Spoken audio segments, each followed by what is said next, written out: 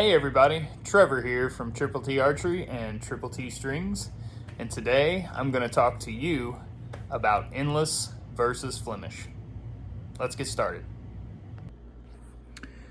Okay guys, let's dive right in. The goal of today's video is to discuss the difference between the TTT Strings, Flemish, and Endless offerings.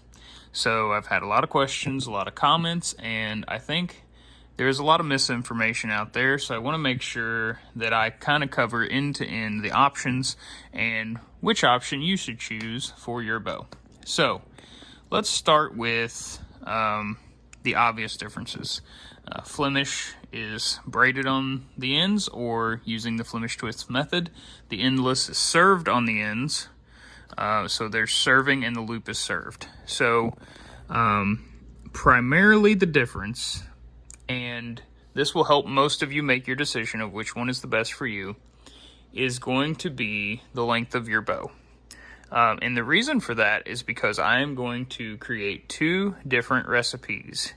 Our current Flemish offering is a 14-strand D97. That's the only string we make. We make it for every bow. It's good for bows 25 pounds up to 75 pounds. So, so far, there has been no need to change that. I know that there's some misconceptions out there in the community that, if you have a few more pounds, you need a few more strands. I can tell you for a fact that the amount of elasticity doesn't change a lot between strands. So what really matters is the length of your bow, okay? So here's what we're doing. For bows 66 inches and shorter, Flemish is probably going to be your best option. And for bows 66 inches and longer, Endless may be a better option for you. Now, I say that, but I want to point out that I have many customers running Flemish on 74-inch bare bows, and they love it. However, to some, the string is a little bit spongy. So what I'm doing is taking our Flemish 14 strand, and I'm upgrading the strand count to 16 for the Endless. That does a few things. For me as a builder, it makes the end loops slightly larger, so slightly less wear on your limb tips. It also reduces the elasticity at 300 pounds of pressure by approximately 1/16 of an inch, which doesn't sound like much, and 300 pounds sounds like a lot, but when you translate that to what it feels like on the bow, if you blindfolded me and I shot them back to back on my 68-inch longbow, I can tell a little bit of a difference. So I enjoy the string feel of the 16 strand on longer bows versus the string feel of the 14 strand on the shorter bows. Now, here in front of me is my 68-inch target bow, my longbow, and behind that is my 62-inch Black Widow hunting bow. So this is a Tolkien 10X, and this is a Black Widow PMA. Now, as you can see, I've got my Tolkien 10X set up with the new TTT Endless 16-strand D97.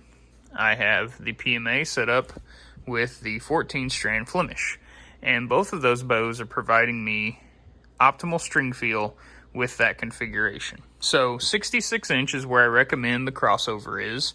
That's where you need to start making decisions as to whether you run a Flemish or an Endless. Now, can you run an Endless on a 54-inch longbow? Absolutely you can.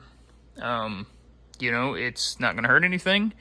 You may like it, especially if you're coming off of blended materials. Here at TTT, we only run non-blended, 100% Dyneema. It's supported by all manufacturers. It's within the warranty and spec of all manufacturers. It won't void the warranty on your bow. Blended materials are harsh. There is, in my opinion, absolutely no reason for them. They don't provide anything on a traditional single string bow that would make me want to use them, and the elasticity in them is not appropriate for the longevity of your traditional equipment. So I don't recommend those. I always recommend using 100% Dyneema. And of the offerings in Dyneema, the most popular are D97, 8125, and Mercury. And I apologize if there's another that I didn't mention, but those by far are the most popular in the industry today. And of those three, the D97 is the most abrasion resistant. So as long as, and why is it the most abrasion resistant? Well, it has the thickest strands of the three offerings. So that helps a lot, right? So some people would argue, hey, but the roundness of the string. So let me show you. This is I'm going to move out of the light here so you can see. I'm actually going to pick this bow up. This is our new endless offering, and if you can't tell already, it is extremely round.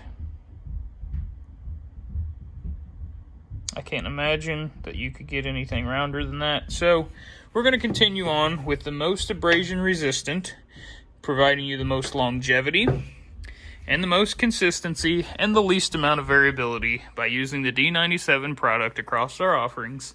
It's going to be endless or Flemish 14 or 16 strand. And so other factors that will affect whether or not you should run an endless or Flemish. So let's say your bow is 66 inch. You're on the border between Flemish and endless.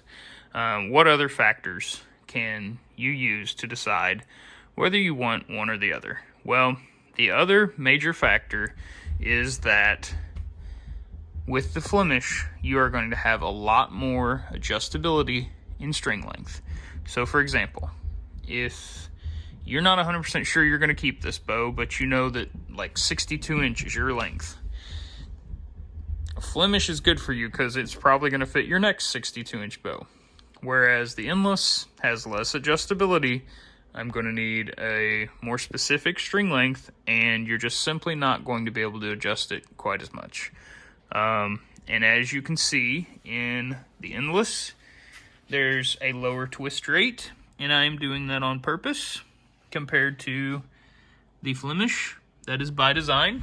I like a slightly higher twist rate in the Flemish. I like a slightly lower twist rate in the endless, but that also leads to less adjustability in the endless.